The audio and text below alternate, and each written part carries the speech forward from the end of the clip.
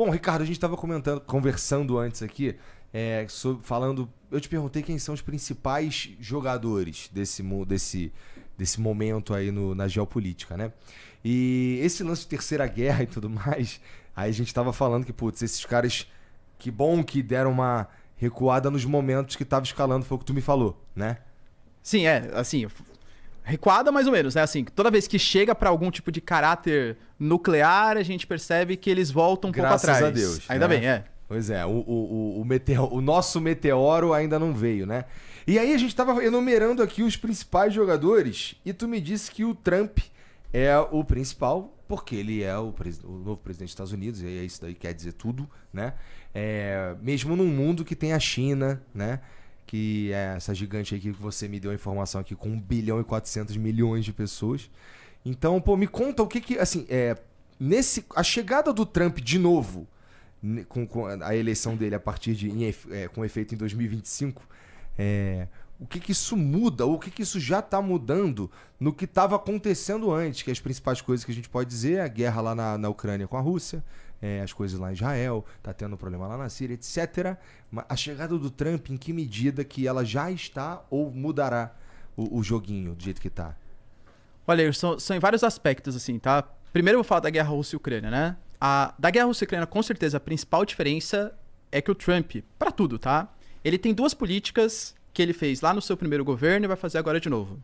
America First, ou seja, primeiro eu penso nos interesses americanos, depois nos interesses globais. Então essa pauta de aquecimento global, livre mercado, isso tudo deve ser deixado de lado para aumento de protecionismo, volta das emissões de gás carbônico. Ele é um cara que, sim, se faz mal para a economia dos Estados Unidos e para a sociedade americana, eu vou deixar em segundo plano, independente das consequências geopolíticas disso.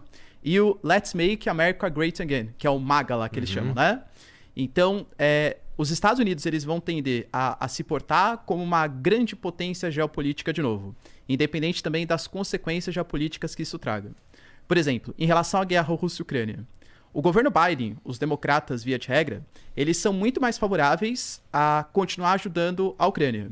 Se a gente pegar em valor de financiamento, dos Estados Unidos, desde o começo da guerra para a Ucrânia, já está na casa de quase 120 bilhões de dólares. É muita grana, né?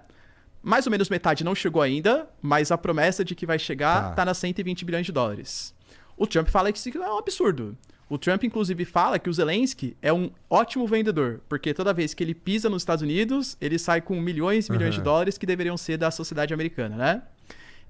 Então, por exemplo, ontem mesmo, ou anteontem, teve a reinauguração da Catedral de Notre Dame, lá na França, e aí sabe que político adora aparecer nesses momentos, né? Aí tava o Macron, que tá enfrentando uma baita crise política na França também, o Trump, e aí o Zelensky foi lá pra trocar uma ideia, né? Ele pediu ajuda nessa daí, não foi? Pediu ajuda. Porque, assim, a grande questão é que o Trump, ele vem sempre fazendo declarações, e até nos secretários, no vice-presidente que ele vem indicando, pessoas, assim, que sempre se declararam contra a ajuda à Ucrânia.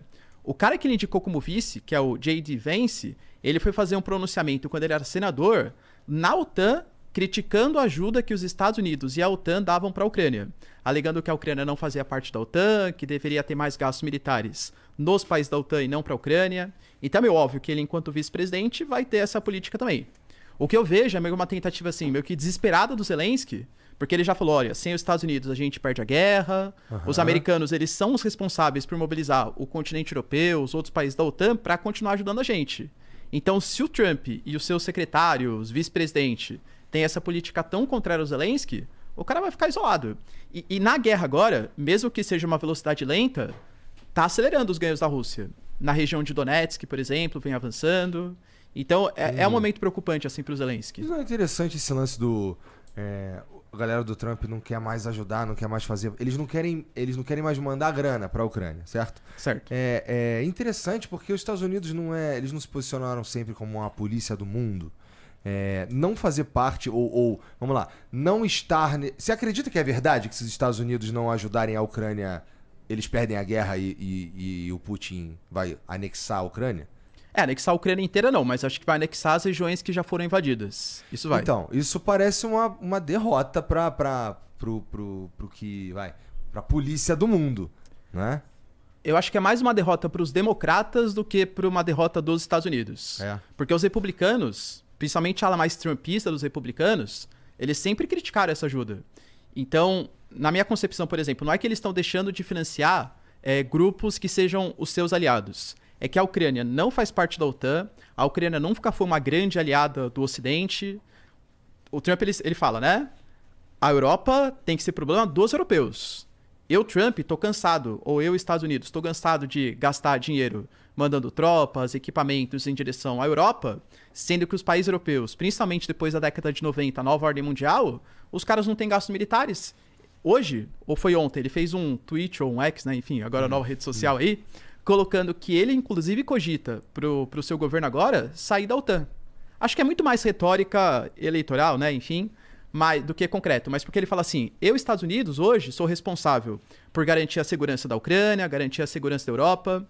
Aí ele pergunta assim, dentro do princípio da OTAN, caso algum país seja atacado, eu sou obrigado a defender os caras. E se os americanos forem atacados? Aquele país que gasta muito menos com defesa do que deveria gastar pela própria Constituição da OTAN, vai me defender também? Então por que eu sou obrigado a defender os caras? Então ele falou, se a OTAN não passar por uma reforma profunda, a gente corre o risco de sair da organização. Não acho que isso vai acontecer, até porque um efeito colateral da guerra Rússia-Ucrânia foi um fortalecimento da OTAN também. Uma coisa que o Putin não queria. A Finlândia entrou para a OTAN, a Suécia entrou para a OTAN, os países hoje aumentaram os gastos militares. Pô, a Polônia, que está bem na fronteira ali com a Ucrânia, os caras estão gastando quase 6% do PIB em defesa, porque tem preocupação, claro, com a Rússia. Os países bálticos, Letônia, Lituânia, Estônia. Então, assim, o Macron ele falou em 2019 ou 2020 que a OTAN era uma organização em morte cerebral. Hoje ele não pensa mais isso. Então, hoje, a Alemanha vem aumentando o número de recrutamentos, quase obrigando o serviço militar obrigatório. A França também vai aumentar gastos militares. Então, o Putin meio que reviveu a OTAN. Mas acho que é mais uma mensagem, né, do Trump assim, ó, acordem, gastem mais, porque eu não vou ficar garantindo a segurança de ninguém, não. Interessante. E o que ele tá falando e sobre a outra guerra, que é lá no em Israel? Aí é mais complicado, né? Porque assim, o Oriente Médio é muito mais estratégico do que a Ucrânia para os Estados Unidos. O Oriente Médio tem toda a questão histórica cultural, é o berço das 3 mais tradicionais religiões monoteístas. Ali tem muita rota comercial de gasoduto, oleoduto, fora o petróleo também, né? 2/3 do petróleo tá lá. O Trump ele tem uma retórica muito mais pró-Israel, tanto que alguns ministros mais radicais de Israel, os caras já estão meio que ficando felizes, né? Tem um cara chamado de Smotrich, que ele é o ministro das Finanças. Ele fala que o objetivo agora de Israel, com o apoio do Trump, vai ser não só a construção de assentamentos na Cisjordânia, mas também assentamentos na faixa de Gaza. O Benjamin Netanyahu também não tinha uma boa relação com o Biden. Não que os americanos deixaram de apoiar Israel, não é isso. Mas o Biden fala, olha, Israel está fazendo ataques que estão pegando não só em posições Hamas, mas também em posições civis. Tem que menores um pouco os ataques. Com o Trump, muito possivelmente isso não vai acontecer.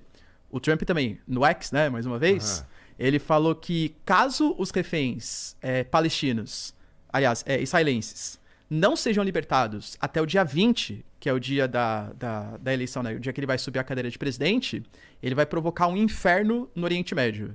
Então, em relação ao Oriente Médio, o Trump ele promete combater todo esse que ele chama de eixo da resistência, né? Que ele se autodenomina o eixo da resistência. Irã, Hezbollah, Hamas, Jihad Islâmica, os Houthis no Iêmen. Então, essa declaração dele aí te deixou com um cagaço? O que tu sente, cara? Tu acha que os caras vão entregar os reféns? Então, possivelmente não, né, Igor? E aí, possivelmente isso vai autorizar Israel a ter medidas mais duras contra a faixa de Gaza e contra a Cisjordânia.